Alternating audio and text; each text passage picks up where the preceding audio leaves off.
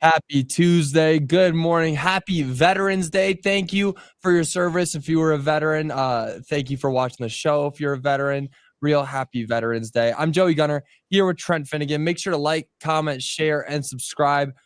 We've obviously got some big news that came out yesterday about the Broncos, and that's about Alex Singleton and how he is going to be sidelined indefinitely. We don't know the timetable for his return. We do know that he's missing this week because he had surgery to remove testicular cancer last week. Obviously, very scary, but now moving forward with the Broncos, you're without one of your defensive leaders. He played well in the past couple of weeks. This might sting them a little bit. I mean, obviously, we saw how well he played last week holding Brock Bowers down. This is going to be bad moving forward. But last week, I mean, he was incredible. He really was. Yeah, and remember last year, he played a full game on a torn ACL. Yeah, this guy's tough. And so we know that he took the drug test, which determined, hey, these levels are elevated. We need to get an ultrasound. Go check this out. And obviously, we know how that turned out. So he took that drug test before the Houston game. So we at least know that he was playing with that through the Houston game, and then he knew about it in the Vegas game last week because he was getting surgery the next morning. But was he playing? Has he been playing the entire season with this? Like, did he just play half an NFL season with this? Like, you've got to applaud the strength, the willpower of him to fight for his team and go out there. And it's a really heavy topic. You know, it's this very serious thing that he's dealing with. But I think that he earned respect from pretty much the entire league. We're like, wow, this guy's a warrior. He's going out and he's putting his team first. He's fighting for his team, even with this issue that he's dealing with, and hopefully on the good road to recovery for. Yeah, no, 100%. And the road to recovery is not necessarily clear. He actually spoke yesterday. He took the podium and said, quote, "I'm not giving an exact timetable yet, but I should recover pretty quickly from the surgery and then get up and running here pretty soon. But I will for sure be missing this weekend." So he's talking about the Chiefs missing that game, but having surgery to remove something as crazy, I mean, I couldn't even imagine as, heavy, like you said, as that. And then being like, yeah, no, I should be up here moving pretty soon. It's crazy how much strength that takes, how much, like, and every Broncos fan, and I know that things have been like people have opinions on him for his play on the field and whatnot, but like seeing that you have a middle linebacker who's going to go to war for you, like no matter what he's dealing with, unless he literally can't walk or he's bedridden because he's coming off of surgery, like Broncos fans should be happy that they got this guy in their wheelhouse, and he's the guy leading their defense. Yeah, for sure. Exactly. And looking back at what he did these past 2 weeks, the Houston game and then the Vegas game, he played well, not missing a single tackle. And then Brock Bowers specifically, he's lined up opposite of him for most of the game. I know we were both worried about it, Trev. We were sitting here talking about how it could be dangerous seeing Alex Singleton lined up against Brock Bowers, and he held his own. Brock Bowers only broke out for one 31-yard catch. And other than that, he was held quiet for the rest of the night. So Singleton did his job. He did, and he played like those last two games were really good. Again, earlier in the season, people were like, Singleton's missing tackles. These are upsetting, but he's turned it up. He really has turned it up. But now moving forward, of course, biggest matchup of the year, arguably so far, against the Chiefs. First time seeing them this year. First time the Chiefs get to see the new look Broncos with Evan Ingram, J.K. Dobbins, R.J. Harvey, all these guys, Pat Bryant. And now you're without one of your leaders on the defense. And this is where you're like, okay, who's going to step up? Is it Greenlaw? Is it Stranad? Is Greenlaw finally going to come back and play a majority of the snaps? Because he's been as quiet as a grasshopper that's asleep right now. Like he's quiet. So hopefully we can see something from him coming up this season or this week. Yeah, and the big thing for me is we just talked about Brock Bowers and some obviously in like base defense, you're going to have your linebacker matched up on him. And then sometimes we'll bring in that nickel. You'll have McMillan lined up on the tight end. This week, you got Travis Kelce coming into town. It doesn't get any easier. And I know that Kelce's old and Kelce's not the same guy he was a couple of years ago. You got Andy Reid coming off a bye, who's 21-4 in his career, and he's going to find so many ways to scheme Travis Kelce open. There's going to be at least 2 times on Sunday. I'm calling it. I think there's going to be 2 times on Sunday where Mahomes is running around the backfield, and then he throws the ball, camera pans, and Travis Kelce just magically appears wide open 15 yards down the field. It happens in every Chiefs game. It's going to happen this week, and that's when you got to hope. Whether it's Greenlaw or it's a nickel with Mackinnon, you really gotta hope that the Broncos can find ways to slow down Kelce, especially without having Singleton in the fold. And remember too, Singleton has been a sure tackler this last week, and I think one of Kelce's big things is he doesn't look like he's moving super fast, but he's really good at evading that first tackle or two, where you'd have Singleton flying in, hey, sure tackle. Now, you have Mackinnon fly in, you have Surtain fly in, who I'm not saying they're not good tacklers, but they're not a sure tackler like Singleton has shown to be the last couple of weeks. So that could be a big issue as well, the run after the catch aspect for Kansas City this week. Yeah, and it'll happen early. As you're saying, you see those plays happen often in Chiefs games, and I feel like whenever I'm watching, 90% of the time, it happens in the first and second quarter. It's just they establish that quick. They establish Travis Kelce as a threat very, very quickly. And yeah, you're definitely going to need somebody to make a statement. So hopefully Greenlaw is the one matched up on Kelce, because that'll not only be the best way for the Broncos to stop that from happening, but it'll also be the most fun matchup to watch of the day. I mean, like, talk about Greenlaw coming back, going up against the Chiefs. And if you remember, the last time he was really healthy in that Super Bowl, who was he lined up against? Travis Kelce. So, I mean, there's definitely going to be some fireworks there. But, like, those two guys stepping up, will it pose an issue to the Broncos? I mean, we've seen Singleton be the number one guy for most of the time this season, and Greenlaw has obviously been sidelined because of injuries or mistakes that he's made, and Strnad has not been, the most consistent player on the field. Even getting on the field hasn't been very consistent for him. This will be one where the Broncos need to adjust quickly, and they need to make sure that they're going in knowing exactly what the game plan is. There can't be any confusion, because this game, and we can pivot more to talking about the game coming up, because this is not only the most important matchup of the year for the Broncos, but arguably the must-win game for the Chiefs this season. They have so much riding on this game right here, right now. It's going to be a dogfight. Oh, 100%. And we got a Chargers fan in the comments who's going to be watching this very, very closely, because if the Broncos lose, they're right back. The Chargers are 7-3. The Chargers are right there. I don't feel like a lot of people are talking about that. And they're playing the Jaguars this week, who are coming off a horrendous loss to the Texans. So I know the Chargers still don't have a tackle, but they're right behind the Broncos. So they're going to be watching this game. This game is huge, the AFC West. And I really think Kareem Reed, backup inside linebacker, he's a young guy. He's just 25 years old. And he's appeared in all 10 games this year for the Broncos. It's not like this is some new guy who hasn't been around the team at all. He's only got 5 tackles this year, but he's really going to have to step up. I think that he's going to get called upon. And he's just a rookie. And it's going to be, hey, Rook, here's Chiefs week. Hey, Alex Singleton's out. We need you to step up. And like I said, he's only got 5 tackles. He hasn't gotten a lot of defensive reps, but I mean, Strnad and Greenlaw are obviously the 1 and 2. You can't play 2 linebackers for 100% of the snaps. You're going to have to rotate in, and that's when Kareem Reed comes up. So that's going to be a big one to watch is, hey, how's this rookie going to adapt to playing Andy Reid and the Chiefs? Yeah, and you better adapt quick. Because, I mean, I don't know how many more times I can say it doesn't get bigger than this. I mean, it's going to be the most fun matchup. It's this Sunday. I like how you pointed out the Chargers fan in here, because, yeah, I expect that a lot of Chargers fans are strangely going to be rooting for the Chiefs this weekend. They should all be rooting for the Chiefs, yeah. Which is so weird. Like, it's so weird that we've got Chargers fans who are rooting for the Chiefs. I mean, I like to think that the Chargers and the Broncos, they don't like each other, but they can at least stand hand in hand and hating the Chiefs.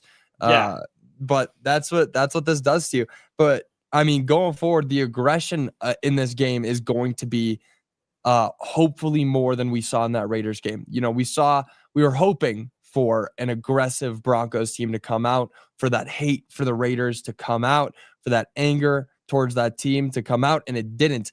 Is that something you're going to see more here? I hope so. It should be. I mean, you want to see that aggressiveness come out in this game coming up. Yeah, you do, and you get the mini bye. You get 10 days off instead of 7 with the Thursday night game, and like you said, the team needs more urgency than they showed against the Raiders. And it's the Raiders. You can get away with a 10-7 win. A win is a win. Whatever. We know how ugly that was, but this team is not. If you go 3 and out 2 times against the Chiefs to start the game, it's not like the Raiders and hey, it's Geno Smith, the quarterback. We're fine. Like, you got Mahomes, you got Kelsey. You got Xavier Worthy. You got Rashee Rice, who's been dominant ever since he's come back from his suspension. He is so good. So it's going to be very important. And I think that establishing that mindset early, you got to set the tone. You're at home. That stadium is going to be so loud because this is the biggest game since the 2016 AFC Championship against Tom Brady. You think that this is that big of a game? I think what's a bigger game at this stadium since then? Anytime that Russell Wilson has stepped into the building. On the Broncos side, before last year when he was on the Steelers, this year when he was on the Giants, people were all opening to getting ready and play. Those felt like fun. Those felt like big games. But my point is, legitimately, that's the biggest game, and the biggest game is just we're hoping to boo Russell Wilson. Like this This game has crazy stakes. There hasn't been a game with this high of an impact since that AFC Championship game, the final Manning versus Brady 20-18 Broncos win. So this is a huge one, and this team needs to be mentally prepared for that. They were not mentally prepared to go out against the Raiders last week. I know it was a short week, but you got the whole country watching. You got Jim and Tony on the CBS afternoon window. This is for a lot of the marbles in the AFC, and if Sean Payton doesn't have his team ready, it's going to be a long afternoon because Andy Reid's going to have his guys ready to roll. Yeah. It doesn't get bigger than this, and it's for a Week 11 game. It really doesn't. Yeah, it's the same thing that I said for the Eagles game. I was like, the only way you could compare this Eagles game to anything, when I was talking earlier, a couple weeks into the season about playing the Eagles, the closest thing you could compare it to is a wild card matchup. It feels like a playoff game. The closest thing you could compare these two, and you just did it. You just did it against the Patriots, where you're talking about that Broncos-Patriots game. The closest thing you could compare this game to is a playoff game. It's got that much importance surrounding it. It is that significant in the standings for the rest of the season, for the mentality of these players. And it just goes to show that if they come out of this game feeling like they lost it again, even though the win column says a W, that will do bad things. That'll be detrimental to the growth and to the progress of this team. This cannot be another win where you squeeze it out. It can't be a 10-7 win. It can't be a 6-3 win. It has to be more than that. Now, that being said, if they end up winning off a last-second field goal and both teams put up over 2 scores, then maybe it's different. Then maybe it's a different story. But this has got to be a full win for the Broncos if they want to actually feel how big of a game this is, because it's important, but it doesn't matter if it doesn't feel like you actually won the game. That's fair. I'm going to disagree with you on that one. Like, I think those Raiders game, those inferior opponents, like those are the ones you need to make a statement. This one, I would not be surprised if this is an ugly 20-17, and we saw. But 20-17 would still be good because at least you're scoring multiple times. You're scoring a touchdown a few times. Yeah, I think this one, you got to lean on the defense. They're going to lean on the defense. I am kind of worried to see what Steve Spagnuolo off a bye week schemes up for Bo Nix, the Chiefs defensive coordinator, Steve Spagnuolo, because he has extra time to give Bo Nix a lot of stuff he's going to be very, very uncomfortable with. He's going to make him roll out of the pocket. He's not going to let him step up, which we've shown he's got a tendency to do. Bo Nix's internal clock is already sped up. So I just think you got to lean on the defense this week. And if that's a low scoring mud fight, and that's what it is. And hey, if it's 20-17, 28-21, that's what it is. I don't think this week the way you win matters as much as just just getting the win.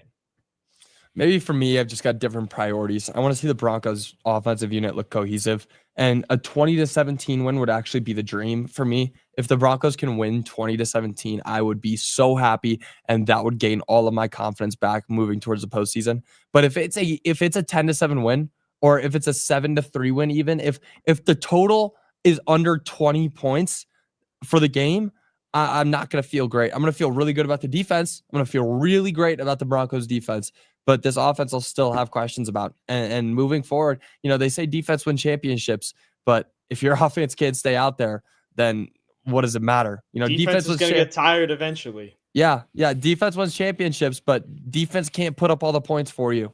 So this will be a game kind of showing me like, okay, you're going up against a playoff caliber opponent.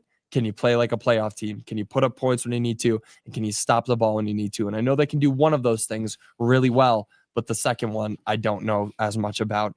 But we should move on because the Nuggets play tonight, and they are looking dominant so far this season. They are second in the power rankings, and there's no stopping this team. I actually saw a video from Zach By at 104.3 The Fan. He does The Drive, the 2 to 6 show. And he was talking about not only the Nuggets, but how dominant all Broncos teams are, or all Denver teams are at home, including the Rockies, which they're not going to lose a game. I honestly believe that the Rockies are not going to lose a game for the next couple months. Like, I could be wrong, but they're not going to lose a game. But and they haven't lost a game. They didn't lose a game at home all October. I'm just saying. Yep, and they have yet to lose in November. So it's been great to see the Rockies do so well.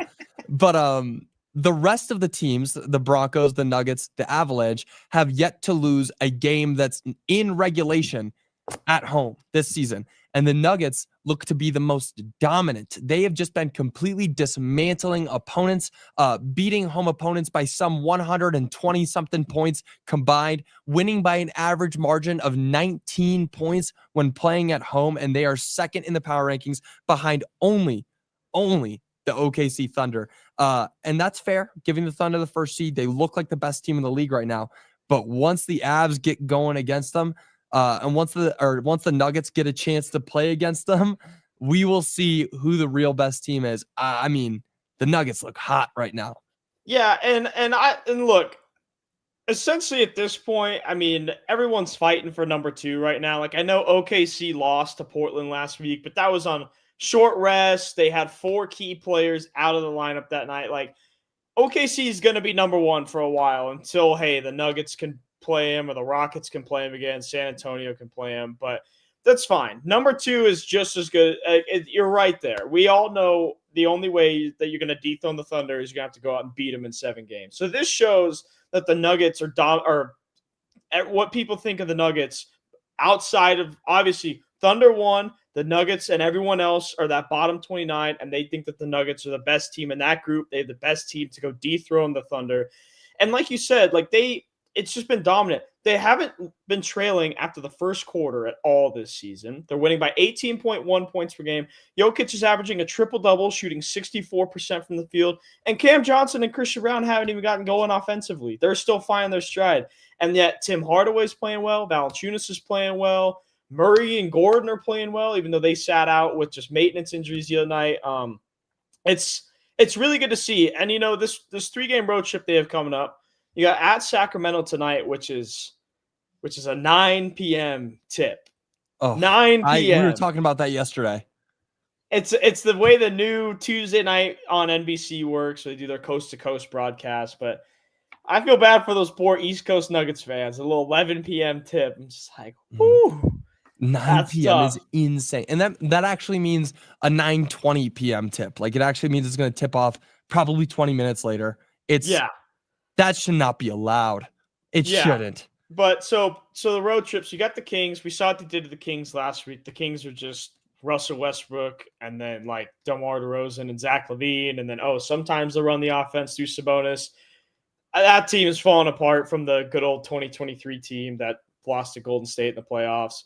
And then the next night they go to the Clippers. So the Clippers have been such a weird team this season. Like, Harden had a 35-point triple-double last night, but he took a ill-advised shot late in the game that kind of cost him that. So the Clippers are still like Like they still have those good players like the Harden, Kawhi, Zubac. I still think Zubac is really, really good player. He is. So I think that would be a good test for the Nuggets, especially on a back-to-back. I wouldn't be surprised if they lost that one.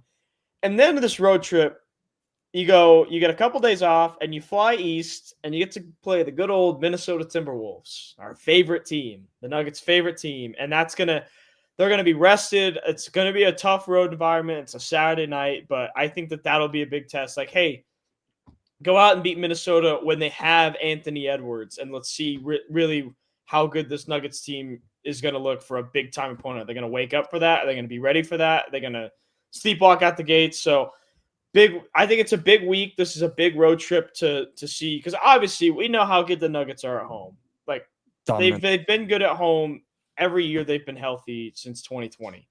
How good are they going to be on the road? Because they're going to have to go win a game in OKC in the playoffs. They're going to have to go win a couple road games. And so I think that Minnesota game will be a great test to say, hey, we're a good team. We're going up against another good team who's been our kryptonite the last few years on the road, should both be healthy. Let's see how we stack up and if we truly deserve that number 2 ranking, which I think they do. Yeah, they sure look like they do. And Minnesota, I believe, is somewhere in the power rankings closer to 8 or 9. They had a good week last week, but they got up to the season kind of slow after Anthony Edwards was out. That, again, will be the game to watch. Anytime those two teams are playing, it's one of those must-see TV games. I just really hope that's when the Timberwolves debut their new Purple Rain jerseys, because those look sick. I can't even lie. The Nuggets also revealed their new jerseys yesterday. We knew what they look like, but they had their official announce already, and they were going back to the 2019-2020 skylines, the black ones with the rainbow and the skyline in there. Amazing jerseys, one of the best in Nuggets history. The only one that really puts up a fight for it is the one that the Nuggets ended up winning in 2023, the Union Station lettering. Oh, those ones are so good. Can I throw a sleeper out there? It's one that they're called the earned jerseys from the 2020-2021 season. It's like they were all white. They had blue. They had like blue as secondary color, and they had the pickaxes in the middle. They didn't wear them a whole lot. I remember. The Nuggets earned edition, and I love those jerseys. But since it was the COVID year and they didn't wear them a lot, they really went under the radar. I do remember these. Yes. I do remember these jerseys. Yes, that's my sleeper pick for best. But I like your shout with that 2023, the Union Stations. Those ones, I love those ones as well. Yeah, was that the same season that they wore the red ones, like the dark maroon red? The red ones were also 2020, 2021. So those were their two alternates in that like COVID, not the year after the bubble, but still the COVID year. Like they only played like 70 games or something. Yeah. The year Murray tore his ACL. Yep. Yeah, I do remember those jerseys. Those were fun. I like those. That's a sleeper pick and a half. Yeah. I like that pick a lot. But yeah, no, so complete dominance from the Nuggets. Tonight should be a great game. And you said Nikola Jokic is averaging a triple-double. He's averaging a 25-point, 13 rebound, 12 assist triple-double. Like it's not just squeaking past. It is like, I believe the all-time record for most assists in a game is what, like 13? Or sorry, assists per game is what I mean. It's like 13 assists per game. It's somewhere around there, and he's right up there to start the season. Because he's got all these great shooters around him. Yeah. Last time he played against the Pacers, he had 31, 14, and 14.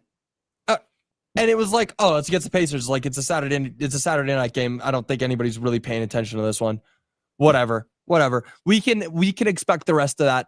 Or the rest of the season to look like that. He's on pace for something like 55 triple doubles this season. He could very well break the record for most all time in this season, along with breaking the record for most in a season, beating out Russell Westbrook in both of those. I would not be surprised in the slightest if that happens. Very, very much on the table. But it starts with games like tonight. Yeah. Every single game that you play, you have to be expecting something from Nikola Jokic. And it's oftentimes going to come down to the second best player. Tonight, it should be somebody like Jamal Murray. I mean, he's had poor shooting nights, but he's still averaging something like 22 points per game. We have 3 players on the Nuggets averaging 12 or 20. Like, if you watch these games, like, just the eye test, like Jamal Murray, you watch these games like, wow, Jamal Murray, this is the best start to a season Jamal Murray's ever had.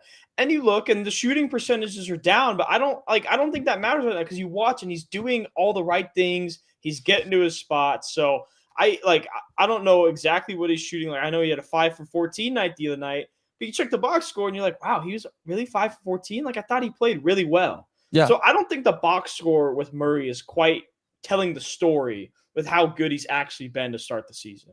It's because he'll miss a lot in the first and second, and then in the third quarter he'll go off and hit something like 2 threes and then have 2 really good layups. Like he'll have these 10-point third quarters all the time that really like that's where you see the Nuggets. They'll have like a slight lead going through the first half, and then right after that in the third quarter they will come out of the gates hot and extend their lead. Like we've seen it so many times this season already, and it starts with Jamal Murray. He's an absolute flamethrower in the second half of games, and that's exactly what you need from a player like him. Like your second best player should not be going out expecting to have 5-point quarters every time he plays. He should be expected to be the reliable person that you go to when Nikola Jokic has the double team down in the post. Give it out to Jamal because he can not only create, he can run the plays by himself. He can make his own shots. He can pass incredibly well. I mean, he's taller than people think, and he can pass with the best of them. And he's just that kind of player. Like I would not want to have anybody other than Jamal Murray on this team right now, just because of how he can run this offense when Nikola Jokic isn't available. They've just been incredible. It's great. Yeah. They should have another win tonight, another huge win. And not only is there one game that should be won by a Ball Arena team tonight, but there's a second. And this game is much, much bigger. The Avalanche are taking on the Anaheim Ducks tonight in arguably their biggest and best game of the season. The Ducks are second place in the league behind only the Avs and only 2 points behind them. This is the game to watch tonight. If you aren't watching anything else, turn on your TV and watch the Avs take down the Ducks. Is this the biggest game of the season for the Avs so far? I mean, yeah, the Duck. First of all, when TNT booked this game, however many months ago, do you think that they like? Obviously, hey, it's a game in Colorado, we know that, but like, do you think that there's no way anybody knew that this game would have this high of stakes? I mean, you got two first place teams. Colorado's got 25 points; they're first in the Central, and Anaheim has 23 points. They already have a 5-point lead on the Pacific over Vegas. Who would have saw? Nobody thought that was going to happen. Nobody. They've had a phenomenal season. You know, Leo Carlson, he just got one of the stars of the week, along with Mackinnon. It's just been they've been such a revelation. They're 6-2-1 on the road. They're winning they're 5-1-0 at home. They're 6-2-1 on the road. They got a plus 17 goal differential, which is tied for second, only behind Colorado. Carolina also has a plus 17. But this game is going to be a fun one. And, 7:30 national TV, going to have a lot of eyes on it. And I think a lot of the eyes on this game tonight are going to be, hey, how serious is this Anaheim team? Because everybody knows how serious Colorado is. They got two of the best players in the world. They're always in the playoff race, even though they choke early every single year. But Anaheim, you got this new fun team who nobody really expected to be up here. I think it's going to be a great test to see, hey, is this team serious, and are they going to be able to hang with Colorado and keep it a 3-2, a 2-1 game, or is Colorado going to blow this one open? And I really think this is going to be a close one tonight. I think that this Anaheim team is good. They're playing hot. They're 9-1-0 in the last 10. They're on a tear. Then they've won 7 in a row. Like that's the longest win streak in the NHL. The Avs right now, they're only on a 3-game win streak. So this is a good team. And the last couple of years, you see Anaheim on the schedule, and you're like, whatever. Well, but tonight, like, this is big time. And I agree with you. I do think that this is the biggest game so far on the schedule, just given it's a Western Conference opponent that they could potentially see. Like, now this could be a Western Conference Finals preview.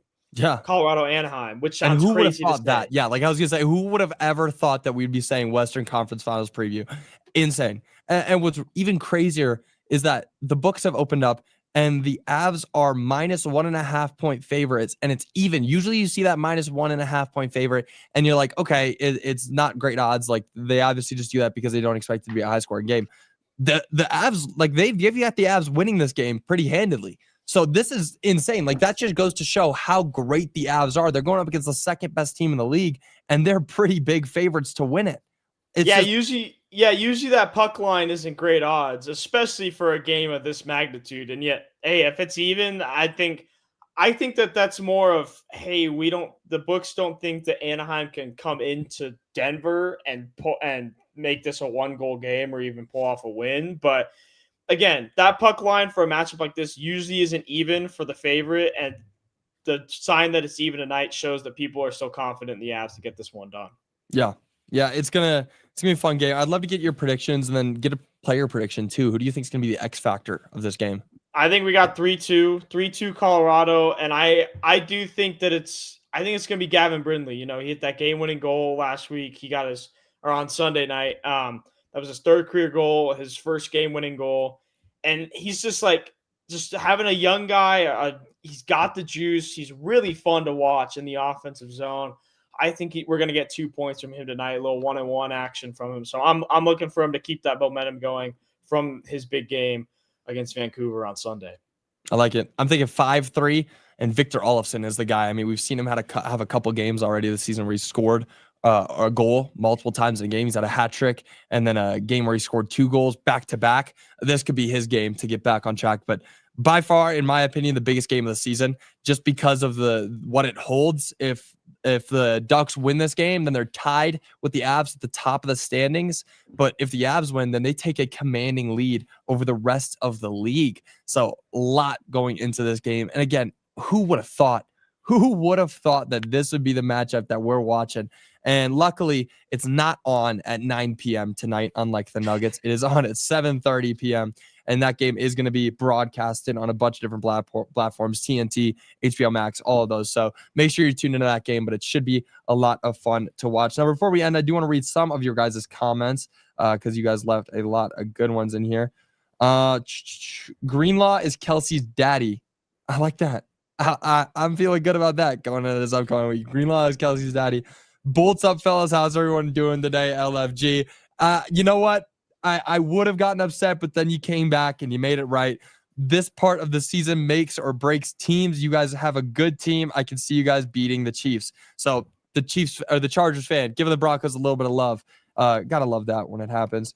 Good morning, Joey and Trent. Good morning, Roy. Always good to see you. Hope this mini buy helps us. We really need it or we'll get beat. Yeah, I mean, either way, this game is going to be either really fun to watch or really hard to watch again. I don't expect a pretty matchup for the Broncos. I expect this to be kind of ugly most of the game. I know you said it could be like a 20-17 game. That I've got high hopes for that. I've got really high hopes for that. I wish it did. I just don't know. Chiefs week, go Broncos. I like that. The WEAK instead of week. I like that. Hopefully the wind will be down. Yeah, it was windy that last matchup against the Raiders. Hopefully the wind will be down. That's maybe going to play a bit of a role coming into this week. But that'll do it for today's episode from the Nosebleeds. Thank you guys so much for joining us. We'll be back with y'all again tomorrow. Of course, a couple big matchups tonight. Nuggets look to blow out the Kings. Avs look to beat the Ducks at home.